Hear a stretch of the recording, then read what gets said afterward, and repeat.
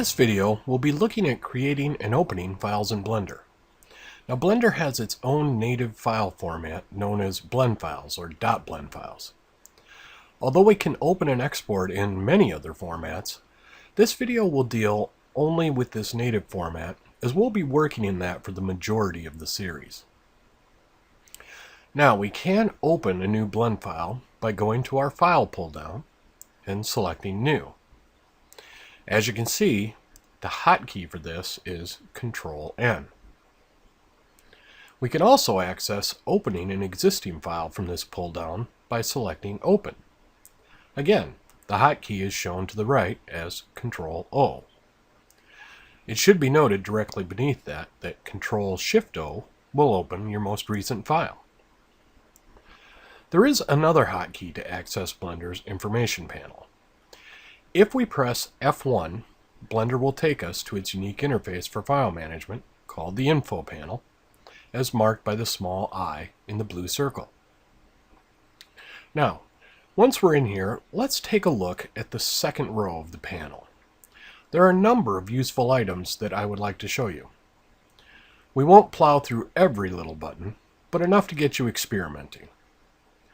On the far right, the icons available here are for filtering the various file types you might have, be it blend files, movie files, text or script files. If you have large folders, this can be an effective way to filter for what you're looking for. Next to that, we have icons for sorting our files. By default, they will sort alphabetically, but we can also sort chronologically, or by file size, or by file extension.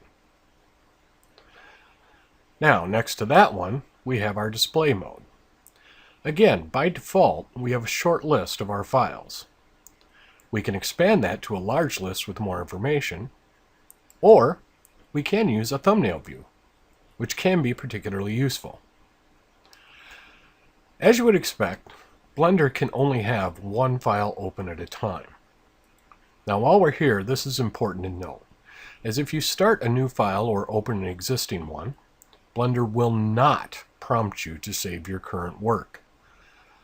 That being said, if you make a terrible mistake, you can often recover your work by going to your pull-down and selecting either Recover Last Session or Recover Autosave.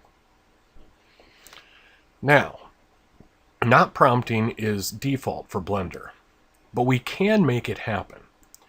And since pretty much every other program we've ever worked with does prompt, let's set that up so that Blender will do it for us and we don't accidentally lose things.